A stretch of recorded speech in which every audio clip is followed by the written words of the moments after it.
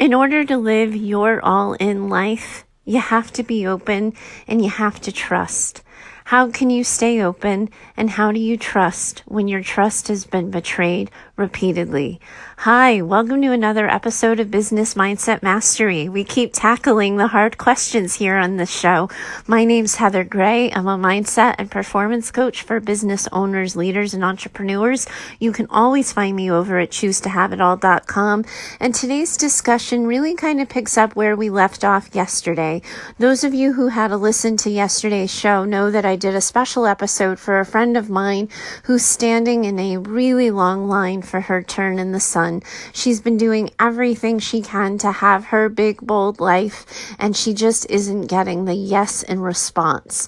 The episode I did for my friend really seemed to have connected with some of you and really moved you, and I'm so glad for that. I think it's nice for my friend too to know that her struggle is shared and that everybody's on the journey, and we all lose faith and hope sometimes. But I also got a lot of questions about friendship in general. The episode seemed to have stirred some thoughts and feelings about friendship and trust and openness. I got a couple of letters about it, and I chose this one to read to you. And I'm hoping that the other people who wrote to me will get some healing and hope in my response here for their struggles as well. It's a bit of a long letter, but I'm not going to edit it down. I think it's kind of beautifully written, and I think that we could all benefit from hearing the story as it was intended to be read. So here goes. Hi, Heather. You might remember that I wrote to you a couple of weeks ago after you read your letter to yourself. I asked you what your friend Ashley said to get you off the bathroom floor. That is still my favorite episode you've done. But Heather, yesterday I listened to your episode twice, and I listened to it again this morning. That episode you did for your friend, I don't know if it was for Ashley or not, but I keep weeping as I listen to it. Because Heather, what I really wanted to ask you last time, but I was too scared to ask, was, how did you do it? How did you get a friend like that? One who could get you up in the middle of your worst moment with just a text. I listened to you yesterday with jealousy and loneliness washing all over me. It was an out of control tide of longing, wishing, and self-hatred. I want friendships like you have, Heather, but I have no idea how to have one. I don't trust people anymore, and every problem and every sadness in my life can be traced to my unwillingness to let people in. It sounds so dumb and childish as I say this, but in high school, my best friend shared an embarrassing secret about me to other girls in order to get in with them. I was devastated. Such a small thing kind of wrecked me. Then in college, I walked in on my roommate having sex with my boyfriend. I cried home to my mom, and she told me, that's just what girls do, honey. You can't let it bother you. Well, I have let it bother me, and it's affecting every aspect of my life. I don't have any close friends like you do. I'm single, and I think the reason I started an online business is seriously because I wanted to stop feeling left out at work. I tell myself I'm okay with a wider circle of people. You talk on the show about front porch, kitchen, and bedroom friends. I keep everyone on the porch and maybe one or two in my kitchen. It's affecting my work too. I impulsively fired a VA because I thought she betrayed my trust when I see in hindsight she only made a mistake. I think my guardedness affects my business. I'm closed off so people don't want to hire me. You say too that people hire people. I imagine that I don't appear very human to others sometimes, or maybe even most of the time. How do you do it, Heather? How do you trust? How do you remain open? I know life hasn't always been kind to you, but you talk about your all-in life. I don't even know what that means, never mind how to have one or live one. Obviously, I have a lot here, and as you tell us, we can't solve the world in a podcast episode, but if I turn this into a single question, I guess it would be, how do you trust people? First of all, I just need to tell you that your letter just brings out so much emotion in me, but I have a promise that I'm not crying on another podcast episode anytime soon, so I'm going to keep it together. But I applaud your vulnerability. I want you to know that I read and respect your honesty, your openness to learning, and your willingness to start over. I think it's incredible. I know you think you're dumb and small and insignificant because you let these two isolated incidences kind of break you and determine your future with friends. But I get it, because when you don't know who to trust, the first thing that happens is you lose trust in yourself. You lose trust in your ability to see who's going to be good for you and who's not going to be good for you. So rather than opening yourself up to vulnerability again, you just shut everything down. And here's the thing, is you can't be open to trust without being open to vulnerability. When people are afraid to trust, it's not about even a fear of being betrayed, a fear of being let down. That's the words they say. But what the real grip of it is, the real claw in that problem is, how do you remain open? Because that's what you're asking me here. Because when you're open to other people and you're open to learning, it's as if you're turning yourself inside out, and all of your nerve endings are exposed to the outside world, and anybody can just ding them and twinge them and make them go crazy. That's what you're talking about here. How can you be vulnerable when the world has hurt you? It wasn't Ashley that I was talking to yesterday. It was another friend of mine, and I think there's a sweet irony when I tell you that this is a friend that I refused to make. I didn't want to be friends with her. I didn't want to know her, like her, get to know her. She made me laugh at first, and it made me mad. And why is that? It's because before I met her, I had another best friend, not Ashley again. And that best friend broke my heart. For reasons of her own, I think. I don't even think I could even tell the story. I don't even know how to tell the story, but I had a best friend for over 10 years, maybe 15 years even. And at some point in time, she just decided she didn't want to be my friend anymore. And she let the friendship go, and it broke my heart. And I was fortunate at the time where I had a good circle of bedroom friends. I didn't need to know anybody else. I had my kitchen friends. I had my front porch friends. So after my best friend decided she didn't want to be my best friend anymore, I decided I was kind of all good with friendship, and I'm sure listeners to this show are laughing at me and know their own best laid plans in that territory when they just decide they're never going to love again. They're never going to date again. They're never going to let some person, wreck them and break them again. And I think we do make those promises to ourselves, and it certainly sounds like you have been way better than I was at keeping that promise to yourself. But when I met this friend, I didn't want any new friends. I met her at the gym. And I was really intent on keeping her as an acquaintance. It was not my intent to get close. It was not my intent to let the friendship develop. But she's an incredibly special human being, and she saw me. And she kept seeing me. And I couldn't ignore the fact that my days were better when we hung out and I got to know her and we talked and she made me laugh, and she was just my kind of special human, and I couldn't ignore that. So I had to say yes. But in saying yes, I did have to recognize that this incredibly special human could someday break my heart too. Part of why leaving Boston was so hard was because it felt like breaking my own heart, and it felt like moving away from those friendships that I had worked so hard to build and so hard to establish. It was a conscious choice of moving away that really hurt me. But what you're asking about is, how do you make the conscious choice to move in? How do you make the conscious choice to say yes? And one of the things that I say to people, and a lot of times when I was a therapist, people would come to me when they were in the middle of a broken heart. And usually it's not the friendship broken hearts that bring people to therapy, although I definitely had my fair share of those. But more often than not, it was the romantic relationship broken hearts. And I would have these mostly women come to me. Every once in a while I would get a man, but they would come to me and they would just be so scared, so devastated. They'd been so sure of themselves. They'd been so positive that they found the one. They couldn't believe that they were wrong. And one of the things that I would tell them is they couldn't start dating again. They couldn't put themselves out there again until they were willing to have their hearts broken again. That's how you choose to trust, by acknowledging that you can't make that choice without taking on the risk that you're going to get hurt again, that you're going to put your eggs in the wrong basket. Because in relationships, there's no way to guarantee that your next first date is going to be your last first date, and your next first kiss is going to be your last first kiss.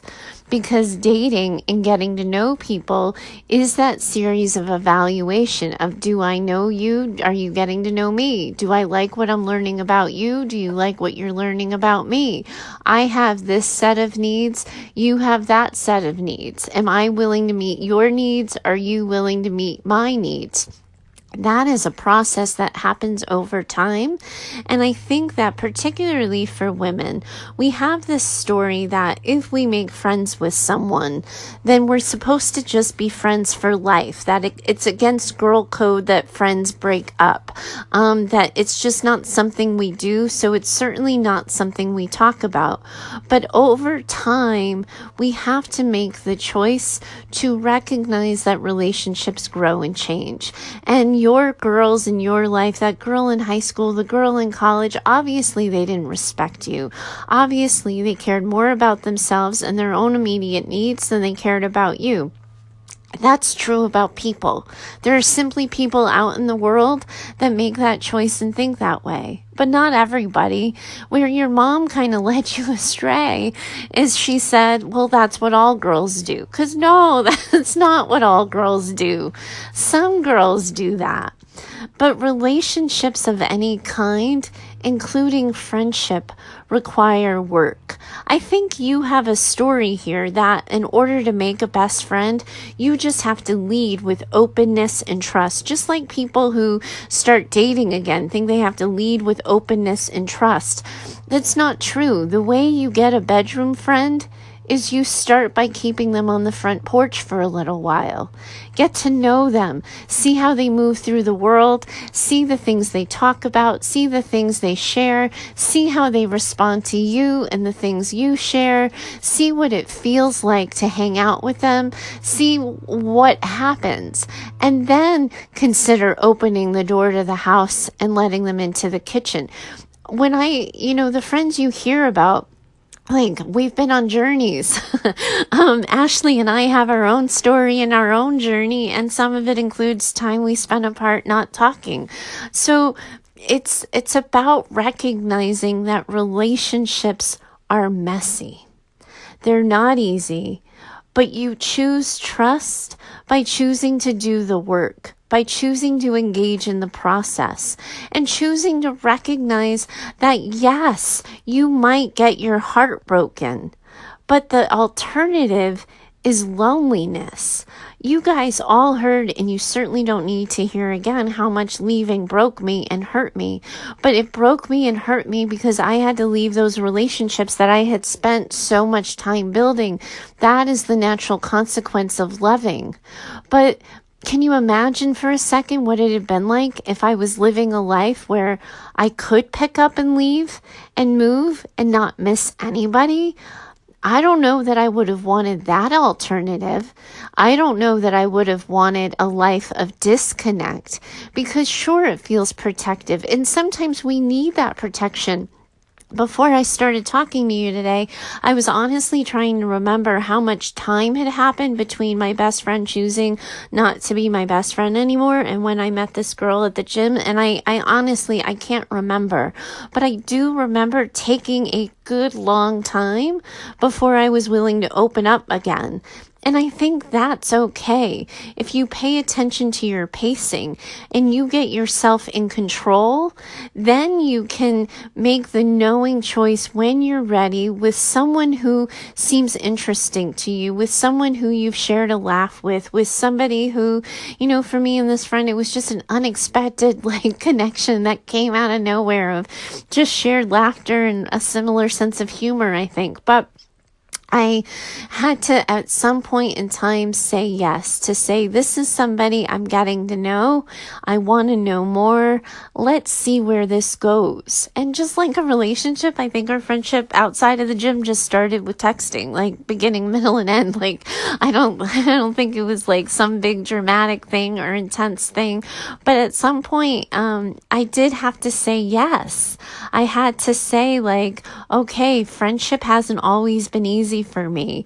Yes, I've been hurt before. Yes, friends have changed their mind about me and have decided they didn't want to be my friend anymore.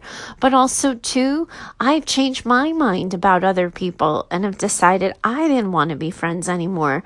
That's part of life and part of growing up. And I think that if you start to think about trust as giving yourself permission to stay on the front porch until you feel interested enough in somebody to welcome them into your kitchen, I think that puts you in the driver's seat of this conversation. And that's where I would start. I would start to think about, you said here that you're not a hermit, you're not completely isolated. You already have a few kitchen friends. So I would see who's hanging out on your front porch that you think maybe deserves a chance at getting to know you more, or who are you interested in getting to know. And then with your kitchen friends, I would suggest sharing this episode with them, or at least your letter, sharing your personal struggle with trust, because part of how you heal your history with trust is by putting something out there of yourself and seeing what people do with it. You can't do it silently. You can't sit and just kind of patiently, quietly wait until you decide to trust again. It doesn't work that way. Sometimes in order to change a pattern of behavior, you have to change the pattern. You have to do it. And then it changes your thinking about it. And then you find yourself making new choices. It's funny. I reached out to my friend this morning and I said, hey, somebody wrote to me about our episode yesterday, and she said to tell you, it makes me giggle telling you, but she said to tell you to make sure that you know that it's not about choosing having chocolate in common or music in common. And what she means by that is that I live and die by dark chocolate and she lives and dies by milk chocolate. And I try to help her feel better every once in a while with music, and my music sends her up a wall. And that it's not about having the simple things in common, but it's about being willing and open to reminding yourself that everybody has had the moments that you have had. So going into it, recognizing that you're probably meeting other people who've had their hearts broken too, who have felt things that you have felt, who have been lonely, who have been scared, who have been brokenhearted, and just being willing to be present for someone else's experience so that they can be present for yours. It's a process. It's so funny to me that out of all the things I've said on this show, this friendship conversation has really resonated. I did that letter to me a couple of weeks ago, and it's not common that people write to me about episodes that I've done after time has passed. I usually get the letters from people who have listened, in live time and in real time on the day of, and once they've gone back and listened to episodes, it doesn't seem to stir people as much. But I had a number of people reach out to me about the comment that Ashley said. And I think for now, just because I don't think I'm going to tell you what she said. But that connection, that emotion, that relationship, I think is something of a shared human experience, of everybody wanting to have it, of wanting a person. You know, Grey's Anatomy, those of you who listen to that show know what I'm talking about with Christina and Meredith. They kind of coined the phrase "my person," and I definitely have my person. But the other thing I want to do, and I hope men are still listening to this show right now. I don't know if they just heard an episode about female friendships and decided to stop listening, but some of the loneliest people I ever encountered in therapy were men, because I don't think men are taught on any level how to have the close, intimate bonds in friendship like I do with my girlfriends. I actually think men have a particularly hard time with that, and I've seen that in the clients that I've had over the years, and I certainly witnessed it with my husband. After his injury, it was all of my friends who showed up for him. His friends didn't know how to deal really because he got hurt, but they'd all like done physical activities together. He was a scuba diver. He was a runner. He, was a hiker. He did all kinds of like physical, manly activities. Me, I was like going to the mall with my friends and watching TV. And so when he got hurt and he couldn't do those active things anymore, the dudes in his life really didn't know how to move through the world. And a lot of them kind of ghosted on him. And the same has been true since we've moved cross country. A lot of the guys that he would casually talk to or see from time to time, he's no longer in touch with, because I don't think men are encouraged to have the kinds of bonds that women have. And I think that creates loneliness in men, and it creates a whole host of problems. But the men that I have talked to who have developed really good, close friendships with fellow male friends really get a lot out of it. But it takes that same kind of bravery, the same vulnerability, the same openness of taking it beyond casual bar stool talk and talk at the ball game, and really getting real about how your relationships are, what your real struggles are, what your real stresses are. And I don't think men are given a model for how to do that. I would have been surprised if a male even wrote in after the show. I think I'm probably going to be surprised if a guy listened to this whole episode. But it's something that when I think about what's wrong with people these days, and not in the like, why are people not acting right, but like, where are their hurts? Where are the real struggles? I think a lot of struggles come back to loneliness and feelings of disconnected. I think that people entered the tech space and the tech world with really good intentions of staying connected. We all jumped on FaceTime with this idea that we could keep in touch with friends and relatives that we don't get to see very often. But I think that it's removed the human component a little bit. I'm looking at you in your letter and how you were able to just leave your workplace and develop an online business. You were tired of not fitting in, so you just found a plan B. That wouldn't have been an option for people back in the day. And to hide behind text message instead of actual conversations, I think is changing the trajectory of human relationships. And what you're going to have to decide, and everybody listening is going to have to decide, is who do they want to be and how do they want to move through the world in this technological age, because it does enable a lack of trust. It does enable you to stay 2 feet, 3 feet, 6 feet away from everybody else. You can keep everybody, never mind, like on your kitchen porch, you can keep them in a different neighborhood and just interact online only. So you're going to have to decide that the pain of loneliness is worse than the pain and fear that comes with human connection and trusting again and putting yourself out there. It has to be a conscious choice. When I became friends with my girlfriend after my friend had broken my heart, I consciously chose it. I said, like, this is gonna hurt. Like, this could hurt you. And it did. It did. I cried all over her when I had to say goodbye and move away from her.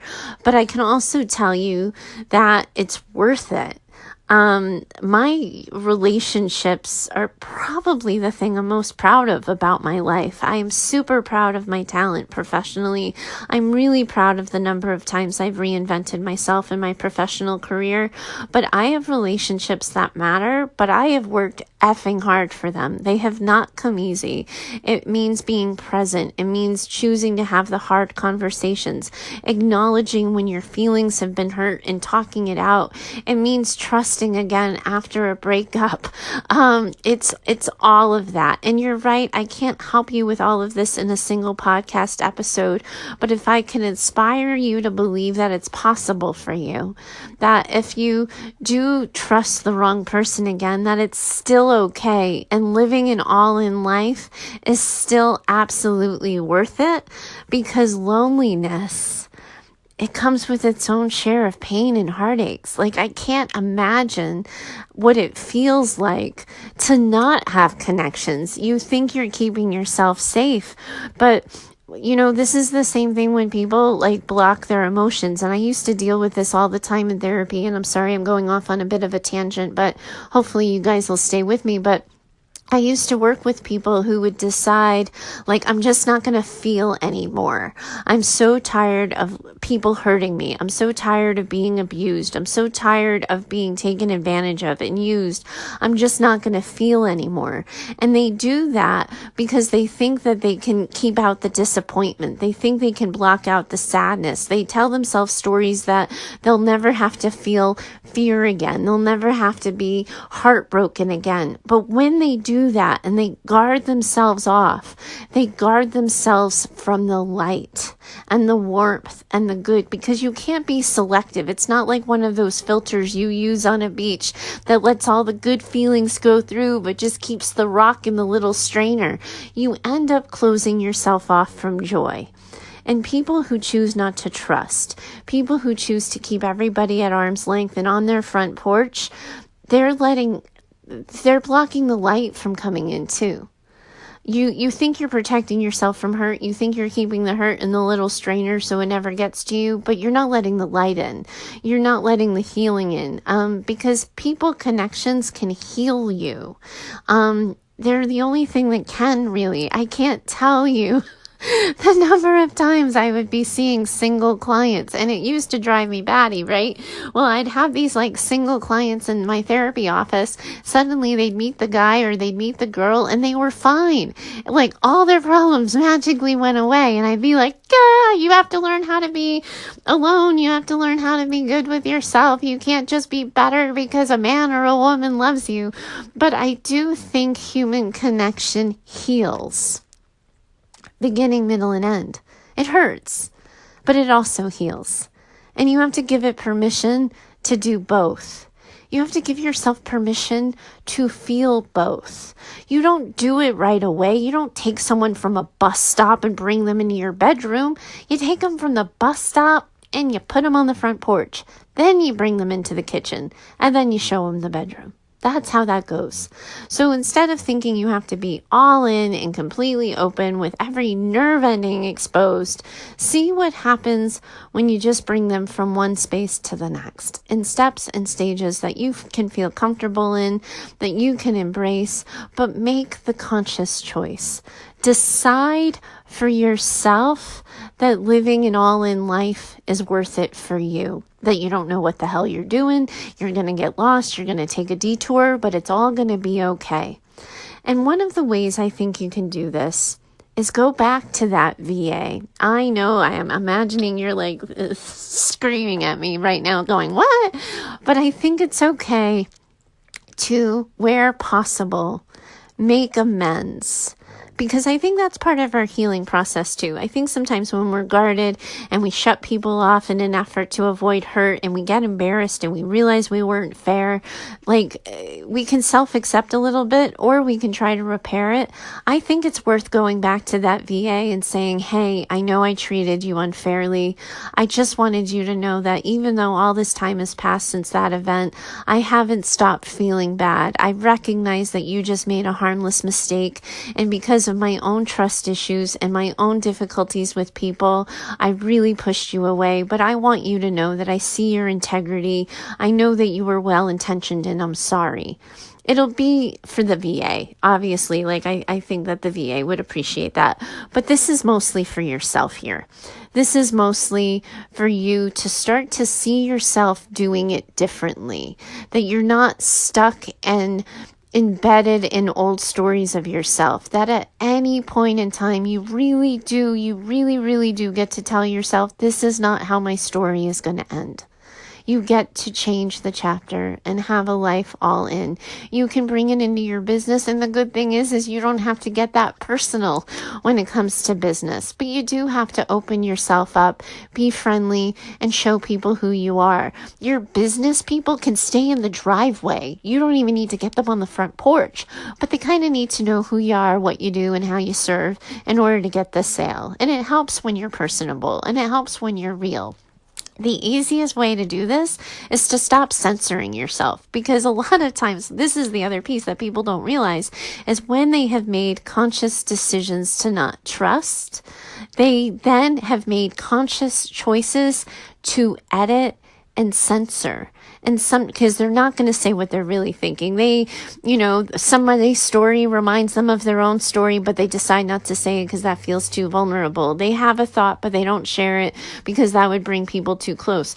It's so automatic that the other way you can do this is to lift off the censor you've placed on yourself, the impulse to share, the impulse to say things, because a lot of times when we've guarded off, we're the ones who know the lock combination.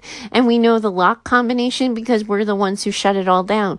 So all you have to do is stop censoring yourself, unlock the door, let the natural stuff come through, and be willing to see what happens next, and trust. And this is getting long in a ramble. I'll try to wrap this up quickly. I know you all have your days to get back to, but the other piece of this is trust that when someone is inconsistent, when they show you who they are because they haven't said that they haven't done what they say they're going to do, or they said they were going to show up and they didn't, that you will have boundaries, because that is the other part of this trust discussion, is that when you have healthy boundaries, when you know what you will put up with, what you won't put up with, and what you will stop, people are less likely to be able to really break you and break your trust because you've set the boundaries up at the beginning. So I say this all the time, it's Maya Angelou's quote, when someone shows you who they are, believe them.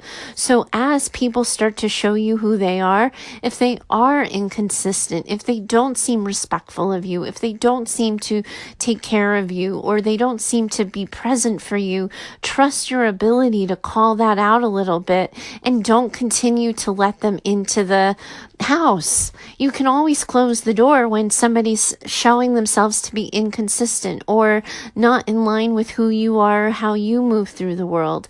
That's the other way you get faith in yourself again, by recognizing and promising yourself that you will have boundaries. Because I don't know how many steps or warning signs you saw between your roommate and your boyfriend having sex, but usually when I hear these stories, because I've heard my fair share, there's usually a warning. Usually there's some red flag that people have chosen to ignore, look away from, not pay attention to. The same thing with best friends who share secrets. I think that we give them one shot too many, and then suddenly, they're running away with the whole kit and caboodle. So make sure that you trust your ability to see the red flags, see the warning signs, and respond to them.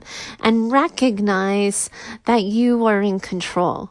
You are in the driver's seat of your life and your business. You are consciously choosing that you want somebody in the passenger seat or in the back seat. You want to go for a ride and you want to see what happens next.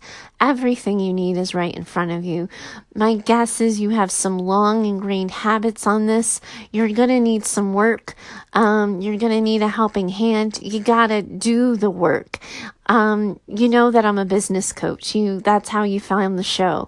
But if you want, I'll take you on as a client. I'll do this work with you. I recognize that it's personal, and a lot of people are used to hearing me say that I don't do that anymore and I just help people with their business. But you reached out to me with this incredible letter, and this is me reaching back. So if you'd like to work with me one-on-one, I don't think you have months and months of work to do, but I do think you could use some help, support, and structure as you decide the next step for yourself. So that's my challenge to you. I'm reaching out a hand, and you trusted me this far. You're going to have to decide if you trust me the rest of the way. So I really appreciate your vulnerability. I appreciate your share. I can tell from the other letters I've gotten that this concept of trust and bond and relationships is resonating. So those of you who are listening in, I hope that discussion has helped you too. I hope you're thinking about your own life and your own choices, recognizing where you have control, how you can chart your own path, and how you can decide what's next for yourself, your life, and your business. Thanks so much for having these hard conversations with me. You guys are really incredible and never cease to blow me away with your willingness to be vulnerable, open up, and share. I really, really value it so very much. Thanks so much for joining me today. I look forward to talking to you next time. Bye for now.